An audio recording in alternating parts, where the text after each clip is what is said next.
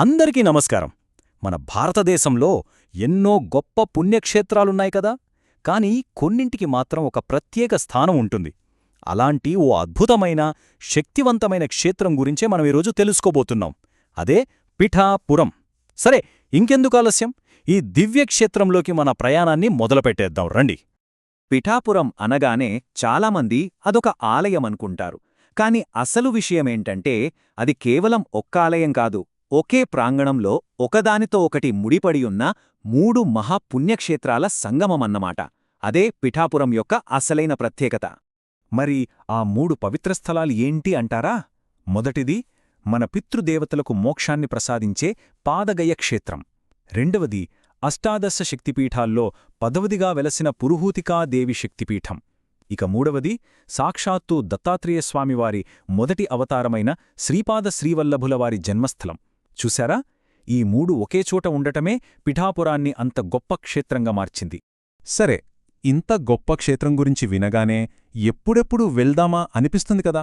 అందుకే ముందుగా మనం అక్కడికి ఎలా చేరుకోవాలి, మన యాత్రను ఎలా ప్లాన్ చేసుకోవాలి అనే విషయాలు వివరంగా చూద్దాం. పిఠాపురం వెళ్లడానికి మనకి ప్రధానంగా 3 మార్గాలు అందుబాటులో ఉన్నాయి. అవేంటంటే విమానం, రైలు, ఇంకా రోడ్డు మార్గం.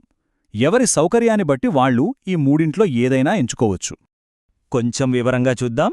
ఒకవేళ విమానంలో రావాలనుకుంటే దగ్గర్లో ఉన్న ఎయిర్పోర్ట్ రాజమండ్రి. అక్కడ్నించి రోడ్డు మార్గంలో ఈజీగా పిఠాపురం వచ్చేయొచ్చు. లేదు, ట్రైన్లో వస్తామంటే సామర్లకోట జంక్షన్ బెస్ట్ ఆప్షన్. ఇది చాలా పెద్ద జంక్షన్, చాలా ట్రైన్స్ ఆగుతాయి. ఇక్కడ్నుండి పిఠాపురం జస్ట్ 12 కిలోమీటర్లే. స్టేషన్ బయట బస్సులు, ఆటోలు ఎప్పుడూ రెడీగా ఉంటాయి. ఇంకో మంచి విషయమేంటంటే పిఠాపురంలోనే ఒక చిన్న రైల్వే స్టేషన్ కూడా ఉంది. ఇది ఆలయానికి 1-2 కిలోమీటర్ల దూరంలోనే ఉంటుంది. చాలా సౌకర్యంగా ఉంటుంది గదా. ఇక మనం వెళ్లే ముందు తప్పకుండా తెలుసుకోవాల్సిన విషయం ఆలయం టైమింగ్స్. మన దర్శనం ప్రశాంతంగా జరగాలంటే టైమింగ్స్ చూసుకుని వెళ్లడం చాలా ముఖ్యం. గుర్తుపెట్టుకోండి, ఉదయం 5 గంటల నుంచి మధ్యాహ్నం 12:30 వరకు, ఆ తర్వాత మళ్ళీ సాయంత్రం 5:30 నుంచి రాత్రి 8:30 వరకు ఆలయం తెరిచే ఉంటుంది. సరే, ప్రయాణ వివరాలు తెలుసుకున్నాం కదా. ఇప్పుడు ఇక ఆలయ ప్రాంగణంలోకి అడుగుపెడదాం. లోపలికి వెళ్లగానే మనకు మొదటగా కనిపించేది ఒక పెద్ద కోనేరు.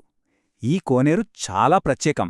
ఎందుకంటే ఈ క్షేత్రం యొక్క పుట్టుకకు, స్థల పురాణానికి మూలమిదే. ఇక్కడి నుంచే అసలు కథ మొదలవుతుంది. అసలు గయా అనగానే మనమందరికీ బీహార్లో ఉన్న గయా గుర్తొస్తుంది.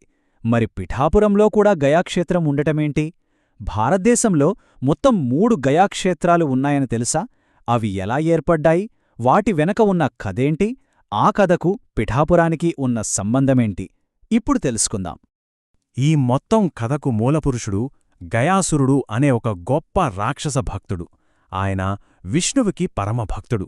ఆయన తన తపస్సుతో బ్రహ్మదేవుణ్ణి మెప్పించి ఒక అద్భుతమైన వరం కోరుకున్నాడు.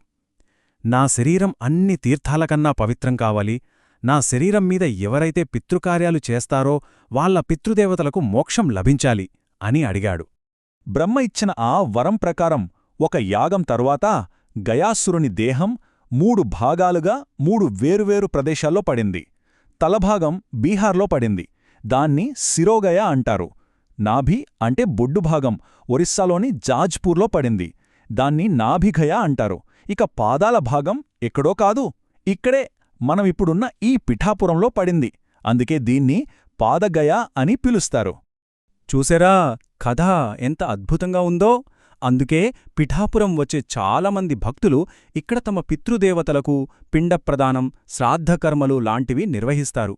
పాదగయలో ఈ కర్మలు చేయడం వల్ల పితృరుణం తీరిపోయి వాళ్ల ఆత్మలకు శాంతి చేకూరుతుందని భక్తుల ప్రగాఢ విశ్వాసం. సరే, కోనేరులో పుణ్యస్నానం చేసి గయాసురుడి కథ తెలుసుకున్నాం కదా. ఇప్పుడు మనం ఆలయ ప్రాంగణంలో ఉన్న 3 ముఖ్యమైన దేవాలయాల దర్శనానికి వెళ్దాం.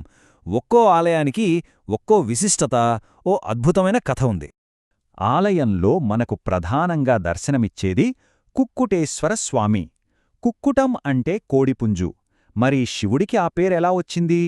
ఇందాక మనం చెప్పుకున్న గయాసురుడి కథలోనే శివుడు కోడి రూపంలో ఇక్కడ అవతరించాడట.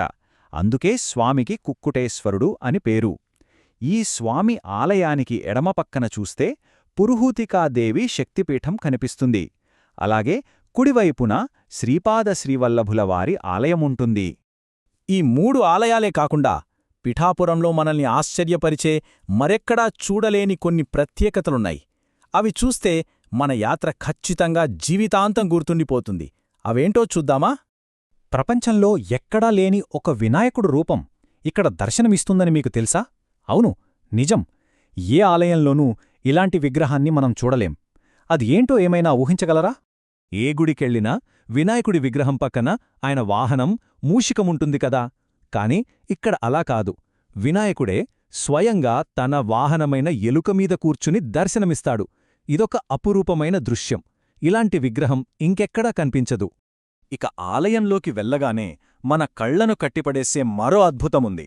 అదే కుక్కుటేశ్వరస్వామికి ఎదురుగా ఉన్న భారీ ఏకశిలానంది విగ్రహం. అది ఎంత పెద్దగా ఉంటుందంటే చూస్తేనే మనకు ఆశ్చర్యం వేస్తుంది. భారతదేశంలో ఉన్న అతిపెద్ద నందులలో ఇది కూడా ఒకటిగా ప్రసిద్ధి చెందింది. పిఠాపురం దర్శనం పూర్తయ్యాక సమయం ఉంటే మన యాత్రను ఇంకాస్త పొడిగించుకోవచ్చు. ఎందుకంటే పిఠాపురం చుట్టుపక్కల కూడా ఎన్నో ముఖ్యమైన పుణ్యక్షేత్రాలున్నాయి. వాటిని కూడా చూసొస్తే మన యాత్ర పరిపూర్ణమవుతుంది. పిఠాపురానికి సుమారు 35 కిలోమీటర్ల దూరంలోనే ప్రసిద్ధ పుణ్యక్షేత్రం అన్నవరం సత్యనారాయణ స్వామివారి ఆలయముంది. అలాగే చాలా దగ్గర్లో ఓ 12 కిలోమీటర్ల దూరంలో సర్పవరంలోని భావనారాయణ స్వామి ఆలయం, కుంతి మాధవ స్వామి ఆలయం, ఇంకా తొలి తిరుపతి లాంటి క్షేత్రాలు కూడా ఉన్నాయి. ఒకే ట్రిప్లో వీటన్నింటినీ దర్శించుకోవడం యాత్రికులకు చాలా సులభం, ఒక గొప్ప అవకాశం కూడా. మరి ఇదండి పిఠాపురం క్షేత్రం మహిమ. చివరగా ఒక్క ప్రశ్న. ఈ యాత్ర కేవలం ఒక ప్రదేశాన్ని చూడటం గురించి కాదుగదా. మన మూలాలను గౌరవించడం, మన పితృదేవతలతో ఉన్న బంధాన్ని గుర్తుచేసుకోవడం, వారి రుణం తీర్చుకునే ఈ పవిత్ర అవకాశాన్ని అందుకోవడానికి మనమంతా సిద్ధమేనా?